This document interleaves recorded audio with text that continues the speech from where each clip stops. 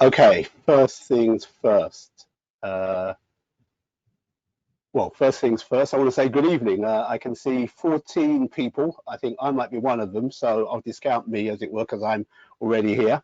But good evening and welcome to the latest in this webinar series. For those of you that don't know, my name is Fitzroy Andrew. I'm going to be hosting the webinar this evening, and as I believe you can see on your screen, the title of the webinar is What's Driving You? Career Planning in Changing Times. So that's going to be the topic of this evening. First of all, and this is what I meant to say, can I just check that you all have sound and vision? Because I have a sense as to what you're seeing, but it would just be great to get some confirmation from your end. So you should have a questions box on your screen. Yeah, sound okay? I'm seeing that once, that's great. A couple more confirmations would be good. All okay, excellent, thank you very much. Sound okay? Okay, good stuff. Right, so that's the most important thing, so you can see and hear me. Now, experience shows that people are going to be joining us literally right for the start. We're already up to 20, which is great. It's fantastic to have so many people with me this evening, and my main job will be to ensure that I provide some value for money, as it were, and we have an engaging conversation. I'm going to give it another half minute or so just to maybe allow one or two other people to join, and then I'll get into the session proper, as it were. We're up to 21 now, so that's great to see. So literally another 30 seconds and then we will get into the main part of the show, as it were.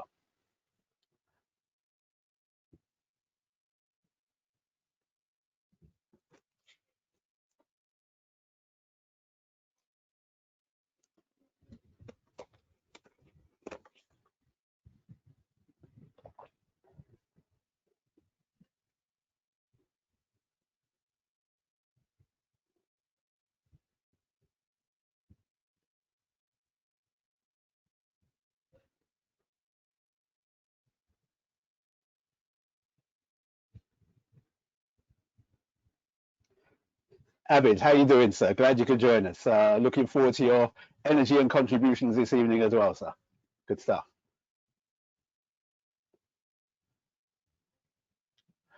Okay, I'm going to make a start just so that we can roughly keep to time. I've got notionally scheduled till around about 7:30. I don't have a particularly fixed end time, so if we go on a little longer than that, that's fine by me. I appreciate we're into the evening as well, so I really appreciate you taking the time to be with me this evening. So to start again, for those that have literally just joined us, if you don't know me, my name is Fitzroy Andrew.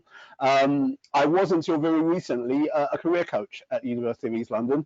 I've now moved into something called the Office for Institutional Equity, which I guess is really looking at equity across the institution, funnily enough, and particularly around student outcomes and making sure that students from the wide range of backgrounds can achieve as much as they can. I'm happy to get into that, but it's slightly side to what I'm here to talk about today, which is much more related to the role that I used to play and still play outside of UEL as a career coach. So it's about career planning in changing times. And I've called the session What's Driving You, because I want to cover in the kind of the later part of the session a particular model that I think is of real value in career planning terms, but I think is of particular relevance given the times that we're living in at the moment. And I'll come back to that, but you don't need me to explain what it is that's going on.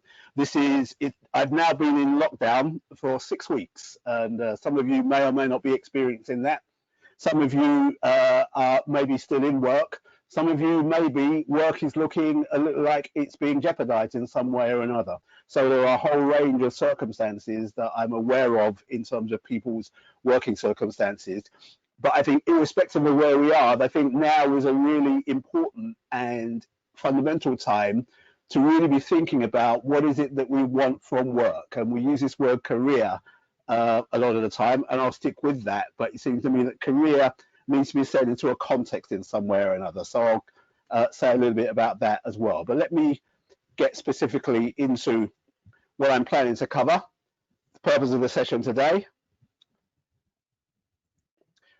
So I want to set a bit of a context for what we call career planning and what are, I think, fundamentally momentous times. I don't recall any event such as the coronavirus pandemic that is affecting so many things in such a profound way in current times. Right, I'm seeing some feedback here which says switch on the audio. So I don't know whether that means that you're not hearing me. The feedback I was getting earlier on suggested that I was being heard. So let me just attend to that very quickly.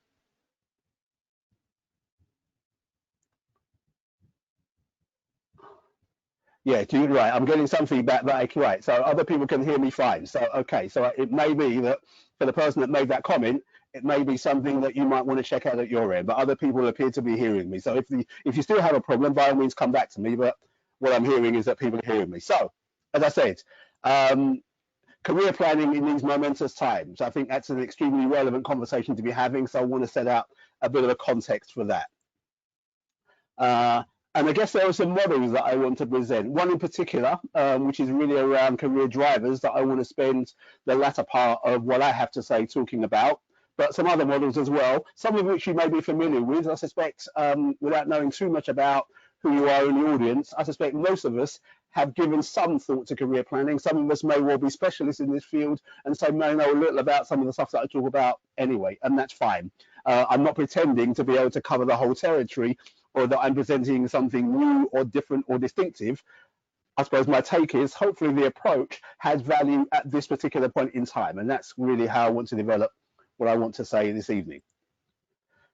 And as I say, the career drivers approach is what I want to talk about, because what that uncovers, I think, are motivations. And for reasons I'll get into shortly, understanding our motivations for work, what it is that drives us to do what we do, seems to me to be particularly relevant at this time. So I'll say something about that specifically. And then ideally, there'll be an opportunity for us to share our collective wisdom. Now, we'll be using the questions panel to do that. Other platforms enable people to be seen and to be heard as well. That's not functionality that we have with the platform that we're using, but we can ideally use that. And what I would do is just call out, read out the questions, then answer them, and then other people can contribute as and when as well. And I will hopefully be able to keep up with all the contributions that are made. So that's the plan. If I'm disciplined, I plan to speak for around about half an hour or so, because I do want to leave some time for other people to contribute as well. So that's my plan for the evening. So what am I doing? Yes, I want to start with something a little bit different, which might seem as though it's slightly arguing counter to what it is that I'm saying, but I don't think it does. And it just strikes me as something particularly relevant alongside the models and so on that I want to present this evening. So I came across this when I was doing some research, and it's a statement. It's quite a long statement, so I'll kind of unfold it piece by piece and read it out. But it starts with saying it's messing people up, this social pressure to find your passion and know what it is that you want to do. It's perfectly fine just to live your moments fully and marvel as many small and large passions, many small and large purposes enter and leave your life.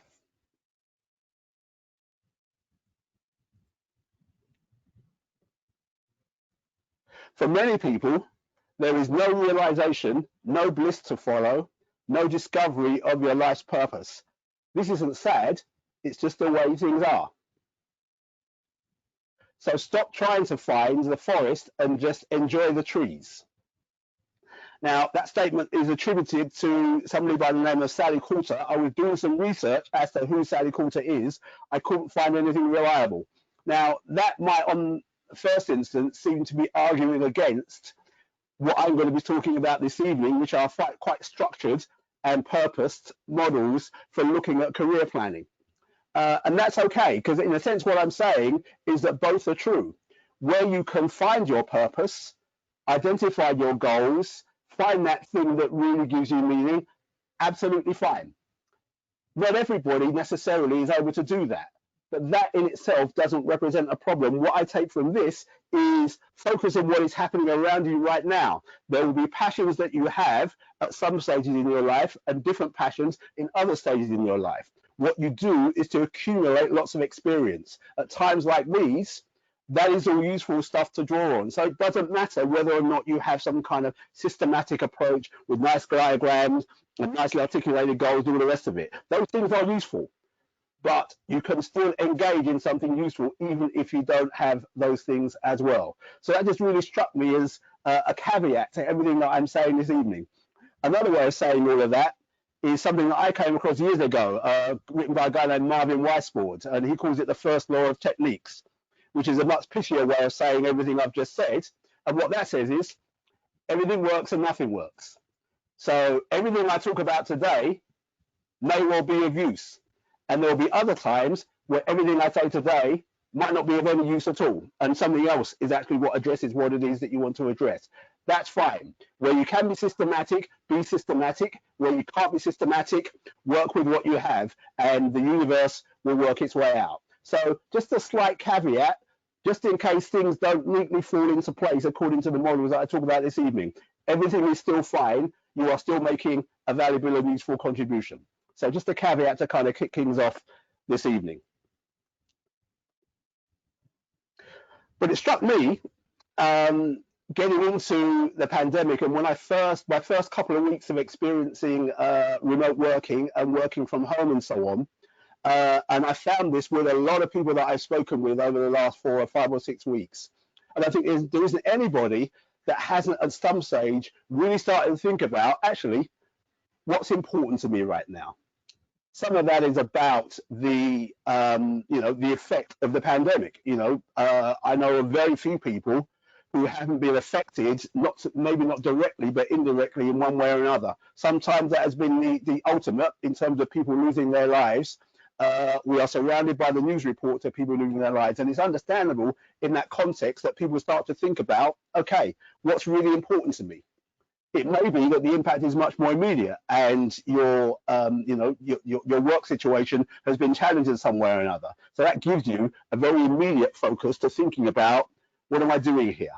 But I think the starting point for a lot of this is us all, in terms of what we think about as career planning, just taking a moment to reflect. The current circumstances, I think, have all forced us to do that in some way. I see that as a good thing.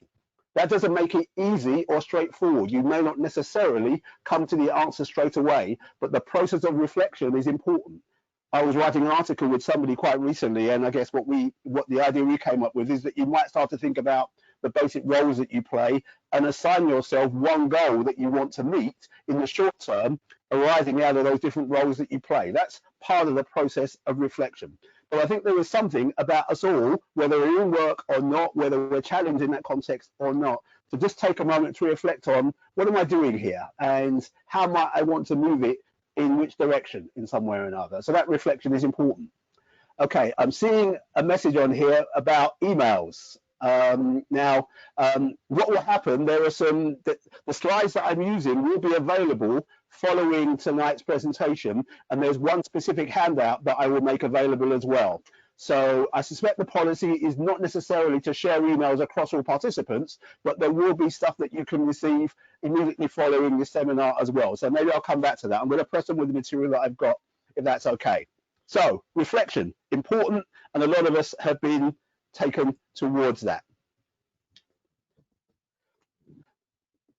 But again, thinking about career planning, again, received wisdom, conventional wisdom makes absolute sense, is to have a vision. And here we have one of the most famous women on the planet in entertainment terms, imparting some of her wisdom. And she says, create the highest, grandest vision possible for your life, because you become what you believe. Now, for me, the most important part of that statement, it's all important and it all makes sense, but it's the words there right at the end of that phrase that are in purple there. You become what you believe. So I have that reflection, and what will surface through that reflection will some of the beliefs about ourselves and what it's capable for us to achieve. And that's important because that sets the framework for what it is that we then enact in our real lives in practice. Now, Oprah's advice there is to create the highest, grandest vision possible. Now, I'm old enough to remember Oprah when she was first on television. I don't know whether she really conceived that she would be where she is now in terms of being the global figure that she is. As I say, one of the most recognizable women on the planet, bar none, it seems to me.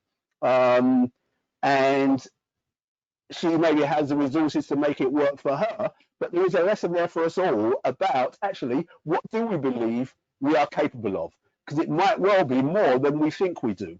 And what we take from this is maybe aim for the stars, because you might reach the moon, but believe in what it is that you want to do in the first place. That is the foundation of any vision that we might set for ourselves, it seems to me. In practical terms, how might we go about putting together that vision? So again, if you conduct your own research and search online, there are lots of models that you can use to start to put together the various component parts of your life vision. And I think it does start with a life vision. I'll come on to a specific point on that very shortly. But if you think about how we might do that in practice, there are lots of components to that. So understandably, in the current context, we might be thinking about health and making sure that we can live a healthy lifestyle. We might well be thinking about wealth and accumulating as much as we can. Nothing wrong with that. We might be thinking about our identity. That's not the identity in terms of the aspects of ourselves, our gender, our ethnic backgrounds. It might be about spiritual identity. It might be about professional identity. There will be all manner of aspects of that. We have the opportunity to reflect on how would we want that to be in terms of our own lives. Thinking about contentment. What brings you joy? What brings you satisfaction? I know when I had my own health challenges a few years ago, part of the recovery process for that for me was about really understanding those things that brought me contentment and making space for those things in my life. I suggest that in terms of our life visions, that's having that space for contentment is fundamentally important. Having a sense of community, and again, you can define that in different ways. It might be about geography, it might be related to identity, it may be related to some of the interests that you have. But we become who we are through other people. So our vision for our lives needs to incorporate the kinds of relationships that we want, both at a one-to-one individual level and in terms of the communities that we participate in as well. And then achievements, and this I think is particularly relevant in the career context, but again, I think in terms of what we want to do with our lives, I think there is value in our thinking aloud about what do I want to be known for? What do I want to have accomplished in my life at certain stage? So if we think about all of this as maybe the movie about our lives or the novel about our lives, actually what would be the milestones of achievement that we would want to put there, that we have it within our capacity to do? Now, you can substitute other headings for all of those. I'm not saying this is the ultimate model. This is just a way of starting it. The thing that underpins all of this for me, that I put in the center, is learning. In career terms, in life terms, given where we are at the moment, given where we're heading, not just about the pandemic, but when we think about the world of work, the role that technology is playing, the way that is reshaping the world of work. One of the keys to our survival and success and our growth will be the extent to which we have the capacity to learn. So understand what kind of learner you are, understand the ways in which you learn most effectively. Because there's one thing that's going to be true, continuous learning is going to be one of the keys to success. So for me, that forms the cornerstone of the life vision that I have. What is my capacity for learning? What are the things that I choose to learn? Because if I can learn anything, potentially, I can do anything. So alongside those other headings that I put in there, and again, you can substitute those for your own, learning is going to be one of the foundations for whatever life vision you put together for yourself. And why is that important? Because your career fits into your life rather than the other way around. I would say that at different stages in my life has probably, my career has probably driven my life rather than my life driving my career. Easy for me to say that now after 40 plus years of working. You may not necessarily be, you may be at the earliest stages of thinking about your life and your career. So again, a useful message there. Think about the kind of life that you want and then think about where your career fits into the vision of your life that you have, rather than the other way around. It may well be that at certain times, actually, your career is the thing that is dominating in your life. What I would say is that you perhaps would not want that to be the course right the way through your life as well. So think about your life and think about where your career fits into that. It'd be great to get some thoughts on that later on during the session. But here I want to talk about the career drivers, because this was the model that I was interested in talking about in planning this session. And it's a model that's been around for a while. I've been aware of it for a while. Any of you out there that are experienced or have some know-how around career planning may all be familiar with this model. But what I like about this is that it really starts to get to what is it that drives and motivates me to do the work that I do. This is more than just about knowledge and skills and experience. These are things that are really quite fundamental, close to the kind of values and the character that we have that shape us as people. So for me, it's really important to think about what our drivers are. So in this particular model, there are 9 drivers, and I'm going to identify them all one by one very quickly, and then I'll go through each one in turn quickly just to give you a bit of an insight into what they all mean, because these will be words that you recognize in everyday English. I just want to give an insight into the meaning that they have in this model. So we've got 9 there: material rewards, power and influence, meaning, expertise, creativity, affiliation, autonomy, security, and status. So those are the 9 career drivers. And I guess what the model holds is that we are all a combination of all of these. Some will be more significant, dominant, shall we say, than others. And there is a process that you can go through to identify what they might be for you. Now, if you are really interested, the source of this work is from 2 people. Edgar Schein, for those who are into organizational psychology, organizational development, is one of the leading names in that field. And he draws on his work, Career Anchors, which is, again, that's what, best part of 30 years old, but still relevant today. And that was supplemented by another guy named Dave Francis in his book, Managing Your Own Career. And so this is a composite of the 2 schools of thought expressed in those books. So if you're really interested in getting to the source of this material, that's one place or 2 places that you could go. But let me get into each of the drivers as well. So material rewards, and I tried to get as creative as I could with some of the artwork here. So when you think about material rewards, really what that's about is tangible assets. In other words, your choice of career is directed towards maximizing your tangible assets. Money is the most obvious of those, but it's more than that as well. It may be capital by way of buildings or investments or whatever. So your career decisions are really aimed at enhancing your material well-being. And maybe that means handling what you might see as a lack of fulfillment in the work that you do.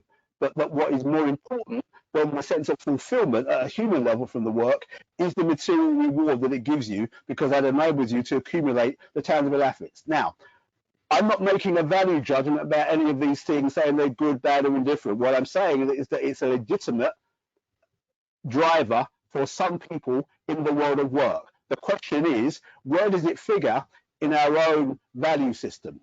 And as I say, I'll come to a way in which we can do that. So that's the first driver, material rewards. Then we talk about power and influence. And what that means is about controlling people and resources. And most obviously, you can see that manifested in those people that are attracted to managerial or political roles. And often these are people who are kind of characterized by high self-confidence, a very directive style. They know what it is that needs to be done in a particular situation, and they organize themselves and position themselves such that they can be in a position where they are organizing and controlling and directing other people to achieve what it is that they want to achieve. Again, I'm not saying this is right or wrong, it's a preference, it's a driver for some people. Next, we have meaning. And hopefully the graphics are giving you an indication as to where I'm driving out here. People for whom meaning is a real driver are very much concerned about what I will call the greater good. And what that means for them is that what they do in terms of their work needs to fit very strongly, or congruent, as I would say, with their beliefs and their values. So somebody who's very much concerned about the environment might not necessarily want to be working in the City of London necessarily for an extended period, because they might at some stage feel that there was a lack of congruence between who they believe themselves to be and what it is that they do for a living. So fulfillment is the payoff, even if, again, that means having to put up with a work environment that might not necessarily be to their liking or was maximizing the full range of their talent. So people with a huge range of talent who maybe choose to work in a certain field because it connects with them, even though they could earn a lot more elsewhere. I suspect that universities, you'll find a lot of people with that kind of motivation in universities, because for them, the value of being able to educate and enhance other people's growth is more important than applying the expertise that they have in a field that might be much more lucrative. So that would be one illustration of where meaning is evident in people's working lives. Then we have expertise. And this is very much about know-how, and as I would say, an inch wide and a mile deep. So they know about a few very specific things, but those very specific things they know very, very well. I mean, that philosophy of inch wide and a mile deep actually is relevant for people who are interested in business as well, because the world and markets are very much comprised of niches these days. If you know your niche very well, that is a way towards business success these days. People for whom expertise is a driver tend to stay in their lane. They know what they know what they can do, and that's what they continue to do, rather than necessarily wanting to expand or move into other fields. And they're diligent, continuous learners, because the field of knowledge is always expanding, and if expertise is your driver, it becomes important to you to want to keep up with the way in which your field of expertise is developing as well. So very diligent, continuous learners, people driven by expertise, tend to be. And then we have creativity as a model, as a driver. And these are the innovators, people who are known for being able to do things in a very original style. And more than that, it's important for them for the results that they achieve to be attributed to them, rather than just following the herd and doing what the tried and tested is. No, they want to create their own results. That's very important for them as a basic motivation. And so in that context, they're very much attracted to the new, not to disrespect what exists, but they're always interested in, well, what's next? And again, if you know that that's a driver for you, then that is what makes sense, is to draw yourself into fields where you can build on that particular driver. Next, we have affiliation. And really what that's about is relating to others. A nourishing relationship to others is the important driver for them. And that capacity to be able to bond with people becomes much more important than self-promotion. So it's the needs of the many above the needs of the few, in the few being that person themselves. So they're happy to subordinate their own needs and desires and ego or presentation to what is important for the group that they choose to belong to. And again, that might mean that if they're doing unfulfilling work, but because they value the relationships that they're part of in that environment, that is what sustains them, even in the face of doing that work that might otherwise be unfulfilling in some way or another. Okay, a couple more to go here. Autonomy. And this is about independence and the freedom to make their own decisions. So this is the classic entrepreneur kind of mindset in many ways. A lot of entrepreneurs start out by working in an organization, and what they find is that they resist the tendency that can occur in some places to kind of put people in boxes for organizations. So they want to break free of that. What motivates them much more is self-direction. And that might mean that they might be on the corporate ladder, but they find the corporate ladder constraining in some ways. So they think, okay, that gives me a level of security, but actually I want to be able to determine my own destiny much more. So I'm going to make the break out of that corporate environment and strike out on my own. Again, important thing here is to understand how much of a driver is that might be for you. I think we're getting towards the end here. Security.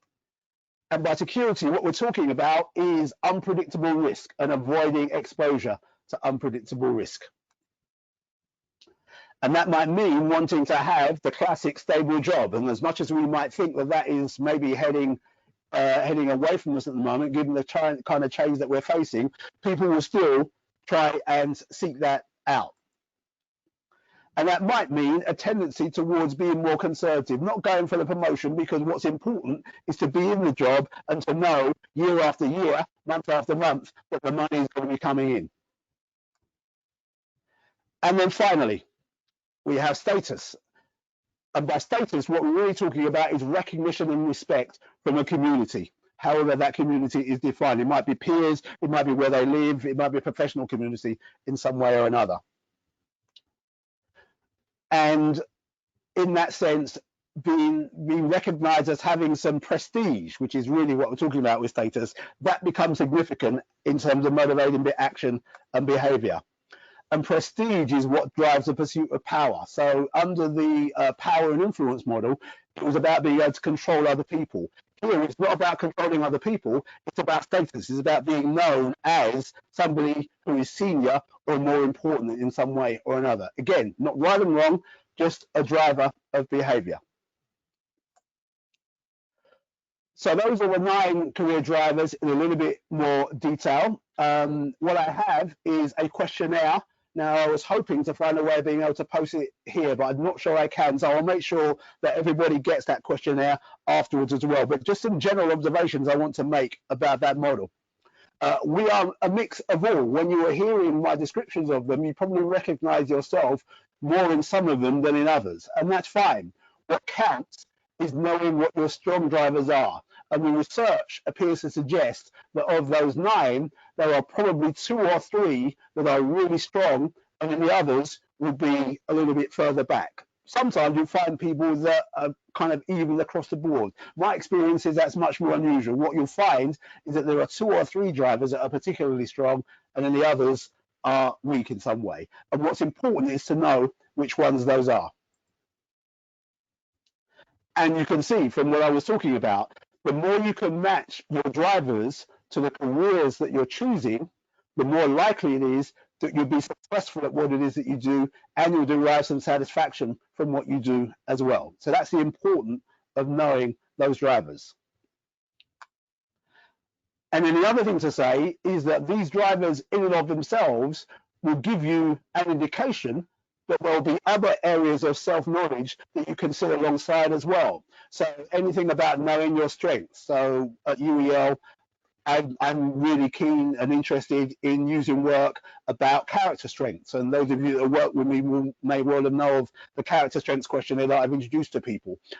Personality profiling, of which there are all sorts of models around. All of those are useful. So this is not the only thing you need to know. It's something that you put into the jigsaw to start to build that picture of yourself and your strengths and your preferences. And as part of the reflection that you go through at this time in terms of your career, you start to factor those in. That then leads you to start to look in one direction or another. So on its own, it's not going to tell you what the direction should be. But what I would say is that you're more likely to make an informed and sustainable decision about your career direction, where your planning takes account of your strengths and preferences in the way that career drivers and other models demonstrate.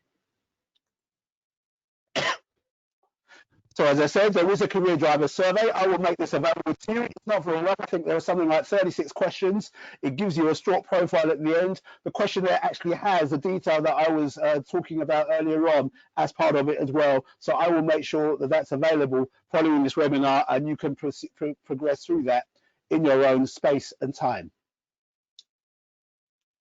So that's as much as I wanted to say in terms of introducing the topic. I think I've been able to stick more or less to my goal of around half an hour. So we've got plenty of time left, and really keen to have some questions.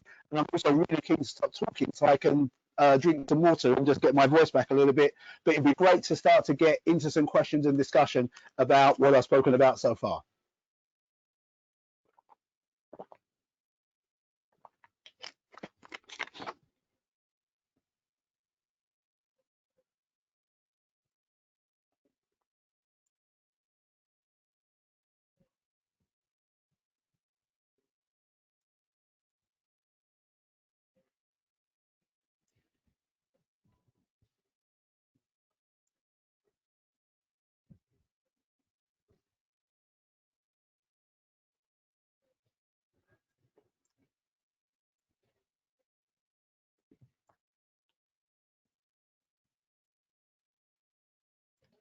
Right, I am going to try and find a way of expanding this panel so that I can see.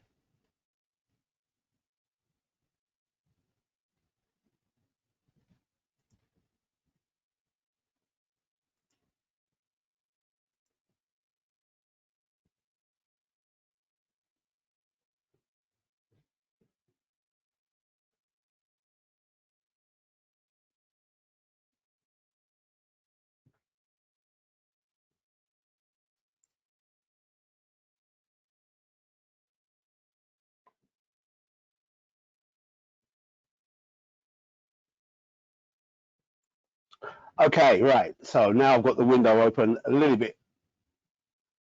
more. Let me start to go through some of the questions that have come up here.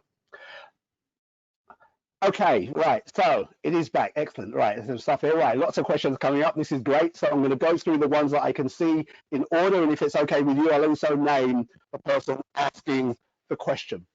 So first one is, does the questionnaire ask people to rank the drivers? In a word, yes. What you do is there are a number of questions that you answer, and you assign a score to each of those questions. And in very simple terms, the higher the score for each one, the stronger the driver it is. So the process of answering the questions will create the rank order that you can then look at once you've completed the questionnaire. Hopefully that answers the question. Okay, Abid, I'm sure the first of many questions from you, sir. Let's see. Are we not more driven by the desires of organizations and who and what they are looking for versus what you would like to do, i.e. are the choices becoming shaped by circumstances? I think the choices are shaped by circumstances. I guess where I'm coming from with what I'm talking about this evening is the extent to which we act upon the knowledge that we have of ourselves. Because, I mean, I'm of a generation where, I mean, most of the jobs that I've done in my life, I didn't know existed until I literally came across them a lot of the time. So I didn't start out 43 years ago thinking this is where I want to be. You know, I did my exams. We called them O levels in those days. They're called GCSEs this day. That's an indication as to how old I am. You know, I wanted to earn money, so I got a job, and then I started to learn. I think that idea about learning and being a continuous learner, that's something that I consider to be very important about how I've gotten on. So that capacity to learn has been one of the things that's driven me. So rather than just chasing the money, you can do that. But if you chase the money and then what you discover is that actually a driver that is much more socially oriented, like affiliation, like meaning, is actually the thing that motivates you, there will come a point where there will be a conflict between what you're asked to do every day and what it is that you know that drives you. Now, that conflict is resolvable. It just seems to me that if we can take a moment to at least understand what is it that really drives us, because these drivers, as I say, they're fairly deep rooted, the more likely we are to succeed. And it may be in the short term, we resolve that need expressed to our drivers through something that is other than our paid work. The important thing is that once you know what your drivers are, you find a way of fulfilling that need, because that way lies satisfaction and success. I don't know whether that answers the question fully, but happy to come back to that one, Abid, as well. Okay, another question here from Leah. Leah, thanks very much for the question. You talked about a blend of drivers and just wondering what if those drivers are opposites. Do they make or break? Are you more focused or more confused, e.g. affirmation or autonomy? That's a great question. I'm not sure I have a coherent answer to that. My sense would be that drivers that are fundamentally, well, you might argue, are in conflict. It's interesting. I don't know. I haven't seen that come up in any of the questionnaires that I've looked at. So, for example, if material rewards was a driver and meaning or affiliation was a driver, they might be seen as potentially being in conflict. And that a lot of that depends, I guess, upon what your view is of how you might get acquiring those material rewards. There is a view that says that to some extent, acquiring significant wealth means to some extent de-emphasizing your ability to relate or that search for meaning in life and so on as well. Or you might say, and Bill Gates is a classic example of this, actually he accumulated huge wealth early in his life, and I've no doubt that required him to be committed to doing what he was doing, and in his case that was building Microsoft to be the global corporation that it is. Once he stepped away from that with huge wealth, now he can do the stuff that is meaningful for him. And, you know, it's been interesting to hear what he's had to say around some of the origins of the pandemic and whether or not we could have been better prepared as societies as well. So maybe it's not so much about conflicts, it's about the sequence in which they occur. Maybe you know that the meaning thing is important for you, but in the short term, you're prepared to pursue the material rewards in order that you have resources to devote to the meaning that you have in future. That's an interesting question. I mean, I don't know, that's not necessarily a complete answer, and there aren't maybe complete answers around all of this, but that's the way that I respond to that initially. Be happy to hear from you some more on that. Okay, another question here. Addy, can you talk more on the second part on managerial? Okay, you might want to expand on that a little bit. Let me go back. I've got another screen here, so I can go. Let me go back to. Right, the second one. So that's power and influence. So people for whom power and influence is a driver, as I say, what's important is that it's about controlling people and resources. So that for me is the link. It's not so much necessarily about aspiring to managerial political roles. It just so happens that aspiring to managerial and political roles is a very effective way of meeting that driver for power and influence. So people that are very effective as corporate leaders, you would probably find, if they were to complete this survey, that that power influence driver was very significant for them. And almost irrespective of what they were doing, whether they were a corporate leader or not, that driver would shape who they are and what they do. So the managerial role is a platform through which people can manifest that fundamental driver of exercising power, influence, control over other people. So I suppose it's that way around. The occupation is a consequence of the driver rather than the cause of the driver. Hopefully that makes some sense. Okay, right. So thanks, Christopher, for confirming that. Okay, Dawn. Yes, Dawn. Hi, how you doing? How you doing? Thanks for being with us. How do you think people's approach to career drivers and life vision will change with COVID? Great question, and that's a big part of why I did this. At a very straightforward level, and I'm saying this because I think it will be an observable reality for some people and for us as a society. There's an active conversation going on at the moment about what is being positioned as the balance between preserving health, because we are dealing with a contagious disease, and preserving the economy.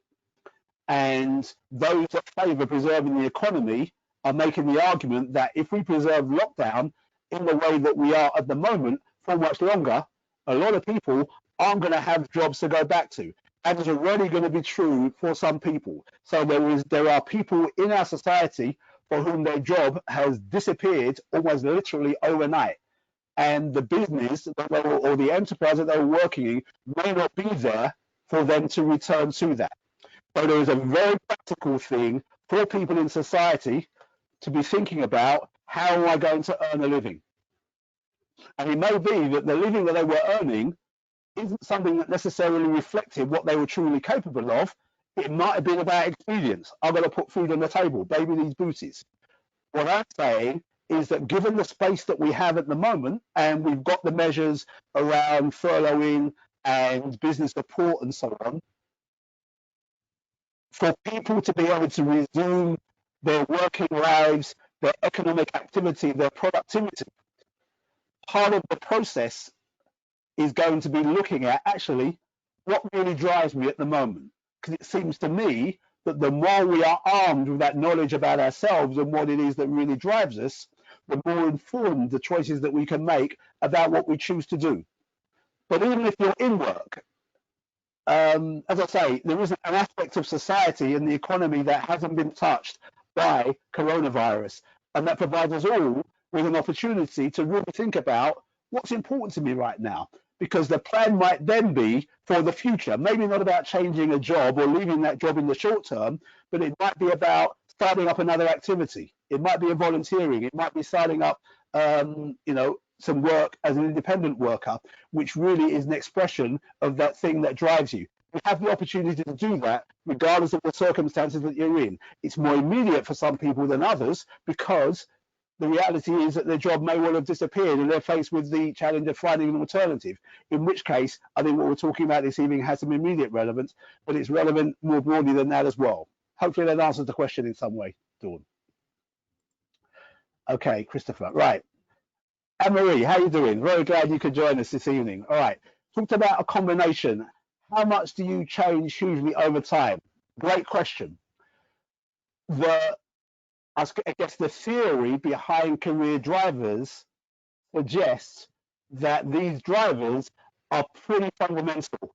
So once they're established, and I guess if you're looking at something like character traits, which arguably are established relatively early in life, certainly by the time we get to early adulthood, the logic would suggest that those things are relatively constant. Now, does that mean that they could never ever change? It might be about circumstances. So it may well be that in your early life, you're driven very much by material rewards, and then a significant life-changing event comes along. Does that mean that that driver for material rewards goes away? Maybe, maybe not. It may be that your ability to manifest that driver has been changed by the life-changing event of some sort or other. I guess I would tend towards the view that they're established relatively early on, and they are relatively constant insofar as anything that's constant can be. Does that mean it can't be changed? Well, what can and can't be changed? But I guess I would say that once we know them, they tend to stay reasonably set, I would say. Others might differ. It'd be interesting to get some feedback on that. Okay, another question from Abid. Right, so yes, what is industry looking for at the moment? Entrepreneurs or conservative safe bets? Depends on what you mean by industry. I suppose my take on that is I think you might be looking to become your own industry, if I can say it that way. Seems to me that this is very much the age of the portfolio career. So some will be familiar with the conventional wisdom that the smart thing to do in this day and age is not to be reliant on just having one source of income. So being able to spread what you earn or a number of different channels. So you might have the main gig, but then you've got your side hustling somewhere or another, or a number of side hustles. That would be a smart thing to do. So if you're thinking in conventional terms about the job, then you might be interested in what industry is looking for at the moment. And that's relevant up to a point. I guess what I would say is that now and the future is as much about actually how can we harness our own resources to be able to trade on our own account. So to what extent can we be our own brand? So what you're selling to somebody, if it is a transaction like that, is your own knowledge, skills, expertise, rather than trading that to the company and having them reap the reward of that. So I think the balance will shift rather than thinking purely in terms of employment, the 9 to 5. That's going to be one of a range of options that you pursue. And in order to manifest that in some kind of sustainable way, there comes a point where you have to make an assessment of actually, what can I do here? What am I good at? What are my strengths? What drives me? Which is where the analysis that I'm talking about this evening, I think, becomes relevant. Hopefully that answers that.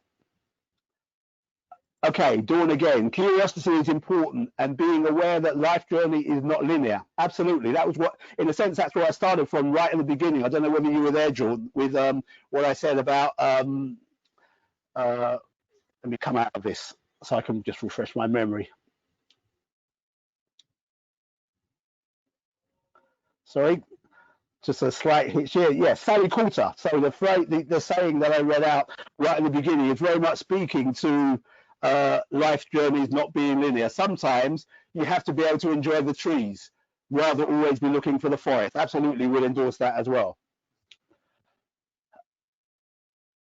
Okay, I may well make a complete mess of people's names here, so forgive me for that. Jotika, I've got here. You mentioned having a life vision. This vision could change with time. How can we keep on top of our career plan with these changing visions? Absolutely. I think the exercises that I'm talking about, whether it's about your life vision, whether it's about looking at your drivers, looking at your strengths, your preferences, these are not exercises that you only do once in a while. They're things that you return to time after time. Now, to some extent, it's up to you to determine how frequently you want to do that. It may be that it's year on year that you do that. It may be that it's 3 to 5 year time horizon. A lot of that depends on the trajectory of your life and the direction in which you're heading. But I think there are things that you constantly keep under review rather than do one off and then they sit in stone forevermore. So these are constantly evolving, it seems to me. Okay. So, Estella, so drivers may change over the course of our lives and may be dependent on our circumstances. To some extent, I would say, I would still tend towards the view that they're probably going to be relatively fixed. So certainly our strongest drivers, I would say, are going to be relatively fixed. There may be other drivers that may be much more dependent upon circumstances. But I think those things that are at our core, I would say pretty much remain at our core beyond a certain point. That would be my take on things. Okay, Abid again. How would you measure personal success? Are there different measures for different drivers? In a word, yes, there are. Because the drivers around material rewards, the manifestations of success, material rewards, are very different from the manifestations of the driver, which is around meaning or affiliation, for example. So yeah, what success is very much is dependent upon the particular driver. And as I say, if you have a look at the questionnaire, I'm happy to send it to you, but it's also searchable online. That will give you a little bit more insight, and then the source text that inform the approach, I think, will give you a lot more detail in that respect as well. Okay, going to continue. Okay, Rose, thanks very much for being here. I know you've had to go. Thanks very much for that. Okay, Kiki M, thanks for your question. Is there anything else to focus on applicable to career change in midlife, except from transferable skills? I guess for me, yes, and I mentioned a couple of them, I'll mention them again. I think the notion of drivers, I think, is very closely related to strengths. And I think that one of the most fundamental areas to focus on in terms of career change are what your strengths are. And in simple terms, I think there are two kinds of strengths. There are character strengths, which again, I think are set relatively early in life, and I think remain relatively constant throughout life. But there are also strengths which are expressed through skills. So communication, problem solving, analysis, organizing, team working. All of those are skills which to some extent are context specific. And so it's important to know your strengths at both of those levels as well. And I would say that that's really important stuff to know about in terms of your career planning and career change. The other dimension that I would say is worth knowing about, and for any psychologists in the room, apologies for this because this is a constant topic of discussion, but it's the idea of personality. Now, to take one example, you may not be familiar with something called the Myers-Briggs type inventory. Now, that's very much based on Jungian psychology, which talks about extroversion and introversion. And essentially, it's about how you relate to the world, how you process information, how you make decisions. Those things, I think, are really important to know about in terms of your own knowledge of yourself, and that will influence the kind of career choices that you make. So knowing your strengths, knowing your personality preferences, I think alongside career drivers, I'd say they're some of the fundamentals of informing your decisions around career choices and career decisions. Okay, Addy, again, I think your career drivers keeps changing with your circumstances as you get older in life. May well do. I think completely differently about this stuff now compared to even 20, 30 years ago. I wonder whether that means that the drivers themselves change or not. I think that I'm better able to express those drivers now because I've had 40 plus years of work experience. But if I think back to what I left school with all those years ago, I can still see that there were things that were important to me then that are still important to me now. What I maybe have is a little bit more knowledge and confidence and resources to draw on to be able to manifest those things that I'm interested in. But again, different points of view there. Okay, another question from Abid. How do you practically sit with your team's members and recognize your drivers to build up a collective intelligence and approach like Myers-Briggs? Interesting. I wonder, I think for me, this is my instant reaction to what you said. I think this is a model that is very much about individuals rather than about teams, as distinct from Myers-Briggs, where I think it's really important to understand the different preferences that different people in teams have, because that's what enables you to be able to work together and understand some of the differences, which, unless they are made explicit, can often be the source of tension. I think for me, career drivers is a much more individually oriented thing, because let's face it, in a work team, how often are you having a collective conversation about career direction? For me, that feels like if I'm a manager of a team, I'd welcome that conversation with individuals in my team, because actually that's fundamental to my role as a manager. My role is to help them grow and develop. And so I value engaging in the conversation with individual team members about their career drivers. Whether I want to facilitate that conversation amongst the group, I don't know. I'm less sure. You might think differently about that. Okay, so how are we doing? We're coming up towards our hour. Really happy to answer any other questions that come up in the meantime as well.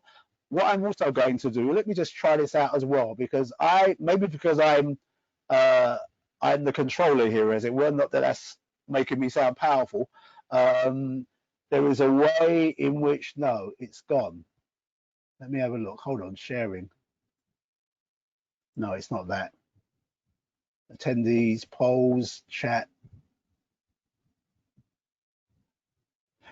No, it's not there. I thought there was a way of being able to attach documents to this, but it doesn't appear to do that. Okay, right. So, Leah, thanks very much. Thanks for the feedback. Abid, thanks for the feedback. Christopher, thanks for the feedback. Why career decisions depend on material well-being? They don't.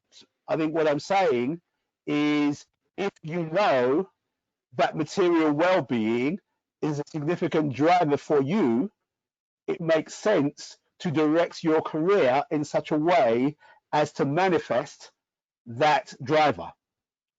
So for whatever reason, and I'm not sure this is necessarily me, though I think as I get older, I appreciate the importance of this, but I know of people for whom accumulating as much money as they can is very important. Therefore, they will organize their working life in a way which enables them to do that, which probably means that they don't wind up working in McDonald's. It probably means that if they're at university, their career planning will be looking at what are the careers that are going to earn me the most money, and they will direct themselves towards those careers. If they're smart, they'll be thinking about that even before they reach university, because they will choose the subjects which are likely to lead to career choices which will maximize their income. So it's a legitimate choice. I'm not saying that your material well-being depends on your career decision. What I'm saying is, if you know that material well-being is important to you, then it makes sense to make a career decision which is going to maximize your capacity to maximize your material well-being. Okay, Yusuf, thanks for a great session. Really appreciate you being here. To what extent do you think drivers are intrinsic versus influenced by family society? Great question. I think fundamentally, and this we could get into a kind of a discussion around evolutionary psychology here. I think they are a combination of the intrinsic and the extrinsic. And so, for example, you will have in some families, in some cultures, the classic scenario whereby family expectations will be towards getting a career of a particular sort. It may be a professional career, a doctor, a lawyer, an accountant. That person knows that actually they want to act, they want to paint, they want to be a musician. Now, which leads to which is a fascinating and endless discussion. But I think that both are relevant. What's really hard to determine is which determines which. Do we develop our intrinsic drivers through our conditioning and socialization? Or is there something innate about how we are formed, which then we discover the urge to want to manifest in some way or another? I don't think there's a straightforward answer to that question. I think it's a fascinating debate. So thanks for raising that question. Okay, Dawn, thanks very much for that feedback. Tina, she's doing left again. Thanks for your feedback. Anne-Marie, great. Thank you for being here. Hopefully there's lots of food for thought as well. Okay, we are at 7:30, which was notionally the time that I was going to draw things to a close. I'm happy to be around. What I'm seeing are lots of thank yous. So, and the numbers of attendees is slowly diminishing, which I'm not taking personally. That's fine. This was set for an hour, and you know, there's lots of stuff on TV, or maybe not these days. So I'm happy for other people to be able to do what they need to do. So unless there are any other questions, which I'm happy to answer, I'm going to propose that we draw things to a close. Again, I want to say huge thanks to everybody for being part of this session. I never quite go how these things are going to go. I kind of put the material together and I put it out there, and hopefully there is some value in it for people, but really value your engagement this evening. I'll be talking to my colleagues at the university and think about other webinars that we can put together on stuff like this. As I say, given the times that we're in, I think it's really important that we take the time to reflect, to create a vision for ourselves, and to find ways of manifesting that vision that take account of who we are. our strengths, our preferences, our drivers. And hopefully what I've given you this evening can help you to get an insight into one or more of those things as well. So with that, just going to take a final check on our questions here. No, I can see. Thank you very much. As I say, I will liaise with colleagues to make sure that that questionnaire gets out to you as soon as we possibly can. But as I say, now I'm going to draw things to a close. Once again, thanks very much. Really enjoyed this session. Hopefully you've gotten something from it as well. Stay tuned to the UEL channel for more webinars coming in future. But for now, this has been Fitzandrew. Really enjoyed this evening, and I will see you again the next time. Thanks for your company.